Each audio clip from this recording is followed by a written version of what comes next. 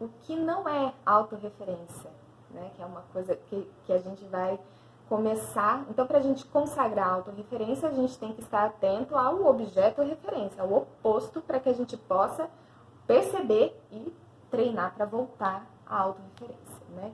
Então, um exemplo, uma coisa que sempre aconteceu comigo, né? Me lembro,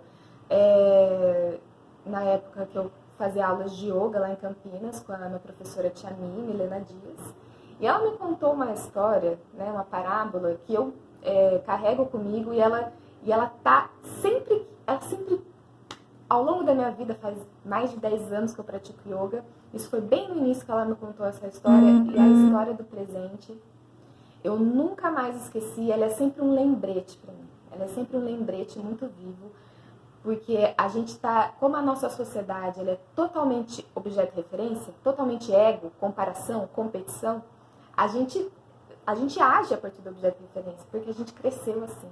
E todo o padrão da nossa sociedade, ela é assim. Então eu lembro que eu levei para ela, né, que eu tava, provavelmente, né, como eu passei ao longo da minha vida, tava lá, né, no contexto de um trabalho, trabalhava numa produtora, e no ambiente de trabalho, como muitos de vocês sabem, a gente encontra todo tipo de gente. E encontra muita gente filha da puta, né? Muita gente que você percebe que tá com intenções escusas, né? Então, aí eu lembro que foi uma pessoa que eu era roteirista na época, entreguei o roteiro, né, pra gravação lá. E aí, depois, a fulana que recebeu esse roteiro, era uma produtora, ela depois, não sei o que ela arrumou, ela perdeu isso, e aí ela falou que eu não tinha, ela mentiu, que eu não tinha entregue o negócio. Então, né, eu com meus, quantos anos eu tinha naquela época? Uns 19, 20 anos, morrendo de raiva, como ela pôde fazer isso? E aquilo, depois um escarcel, né? E aí, fazia aula de yoga terça e quinta, à noite. Aquele dia era dia de yoga, cheguei lá inflamada, né? Filha da puta, olha o que ela fez, porque esse mundo não presta mesmo, e não sei o que, não sei o que. Aí a minha tia Mi, muito serena, muito sábia, já no seu caminho espiritual, os seus 30 anos, né? Então respeite quem tá no caminho espiritual há mais tempo que você, né? 30 anos, gente, 30 anos não é ontem, né? E aí ela falou, Mari, você não entregou o roteiro pra ela? Não, eu entreguei, é claro que eu entreguei. Então, por que você tá tão inflamada? Que ela falou que você não entregou.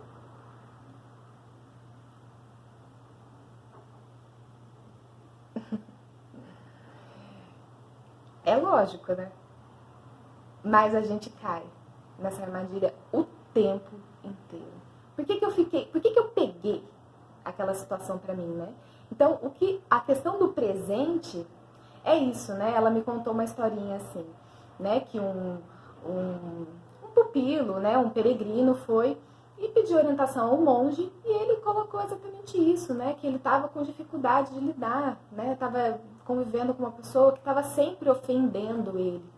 E aí o monge sabiamente coloca, quando você entrega, me diz uma coisa, quando você entrega um presente para uma pessoa e a pessoa não pega, de quem é o presente?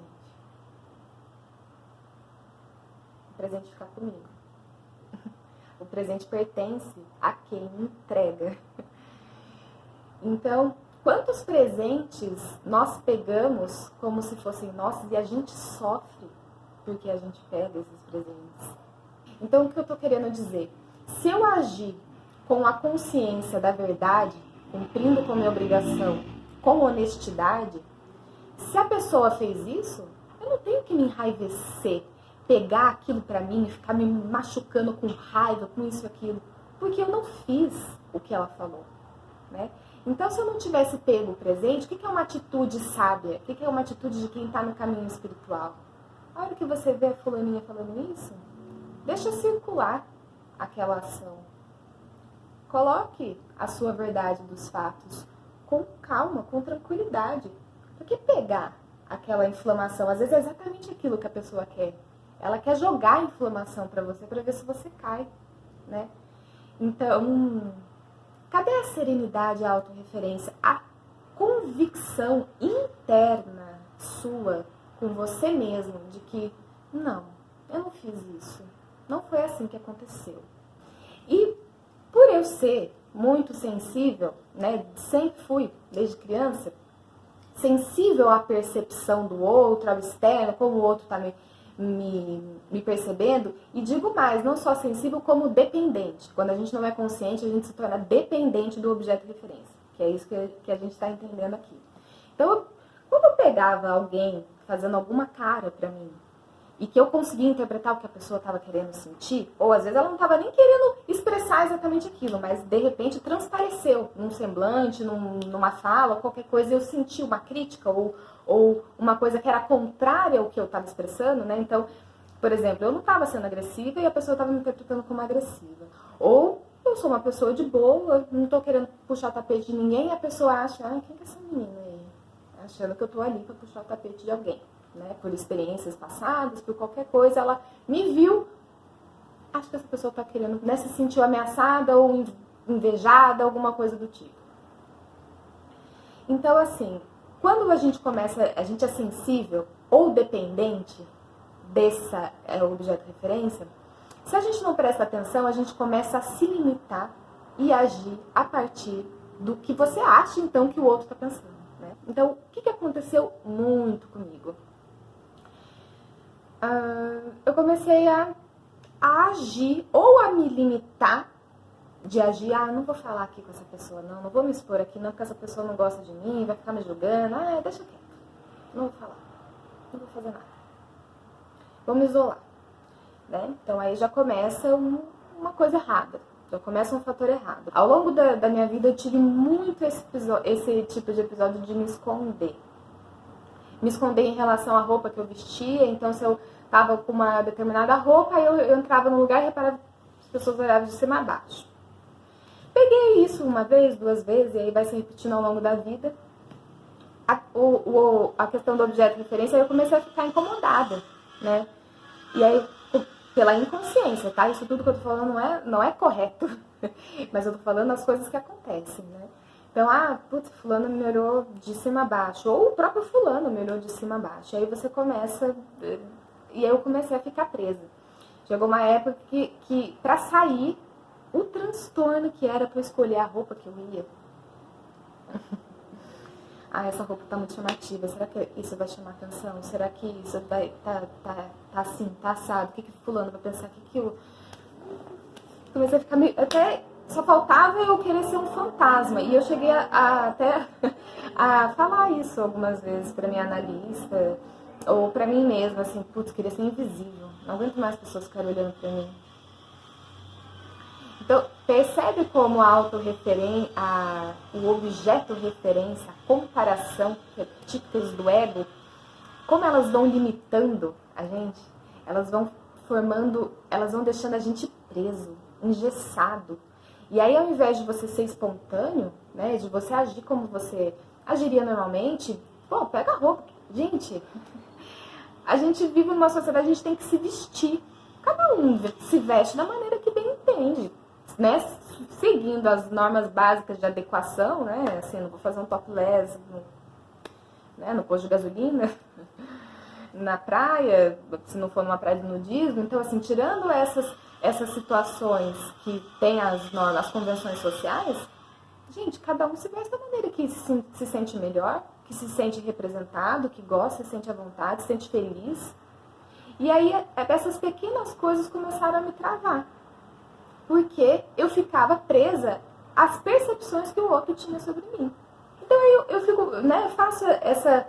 As pessoas não são obrigadas a gostar de mim. Ninguém é obrigado a gostar de você. As pessoas são obrigadas, deveriam ser, a respeitar uns aos outros, a conviver. Então, beleza, estamos aqui nesse trabalho, todo mundo precisa desse salário, e a gente está aqui em torno de um objetivo em comum. Vamos nos respeitar, cada qual com a sua individualidade? Você pode não gostar muito de mim, você pode não ir muito com a minha cara, não gostar do jeito que eu me visto, não gostar do jeito que eu me expresso, mas a gente está aqui para um objetivo em comum. Vamos focar nesse objetivo em comum? Vamos esquecer essas formas, essas aparências, esse mundo de aparência e formas, que a gente olha a pessoa e acha que ela é de uma determinada maneira. né? A gente age com tanto julgamento. Vamos parar de pensar tanto na forma e analisar as pessoas tanto pela forma delas e vamos olhar mais na substância, no conteúdo. O que a gente realmente tem que fazer? Quando a gente não tem autorreferência, que é o quê? Eu sou assim, como eu quero ser, o que me faz feliz, como eu quero me expressar, como eu me expresso, porque quando a gente fala sobre ser, o ser não precisa ser ensinado, o ser simplesmente é. O ser simplesmente é. Então, assim, isso é autenticidade, isso é espontaneidade, isso é a graça de ser. Então, a gente tem que simplesmente se expressar naturalmente como a gente é, né? Sem ficar preocupado com o que o outro...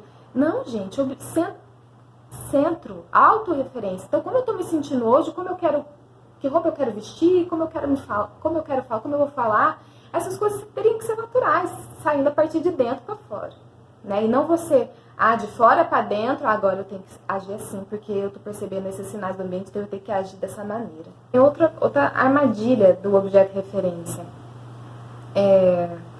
A gente, como mulher, se sentir vista e se sentir bonita se um homem olha, né? E aí, sem querer, porque eu, por exemplo, comecei a ser assediada com 11 anos de idade, tá? Só para vocês terem ideia, e a gente vive num país recorde de abusos, tá? Então, assim, a gente assedia crianças. Eu tinha 11 anos, eu já era assediada, andava de bicicleta, eu lembro perfeitamente, andando de bicicleta, 11 anos na rua, e os homens do boteco, o fulano da esquina, da padaria, tudo homem barbado, velho, casado, com filho, assediando a menininha de 11 anos, né? Então, assim, a gente cresce a partir do objeto de referência. A gente cresce a partir, percebendo que a sua expressão, a forma, ela tem uma reação nas pessoas. E como a gente não é ensinado sobre a importância da autorreferência, a gente está sempre no outro. A gente está sempre no objeto de referência, a gente está sempre no externo, né?